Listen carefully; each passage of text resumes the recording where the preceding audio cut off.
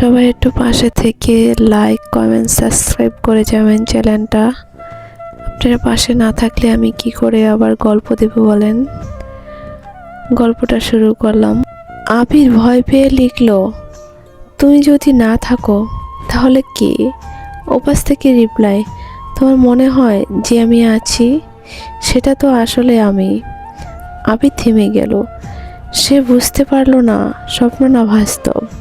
হঠাৎ একটা voice message এলো। সে প্লে করলো। ওই কণ্ঠটা ঠিক মেঘলার। আমি চলে গেছি ঠিকই, কিন্তু তুমি যদি আমাকে ভুলে যাবে সেদিন আমি তো সত্যি হারিয়ে যাব। আবির কান্না ভেঙে পড়ল। পরের দিন সকালে সে সেই নাম্বারে কল দিল। সে বুঝলো মেঘলা আর নেই, কিন্তু ভালোবাসা কখনো বেঁচেই আছে। তার ফোনের প্রতিটা নোটিফিকেশন। কিছু ভালোবাসা না থাকলেও কখনো মরে না।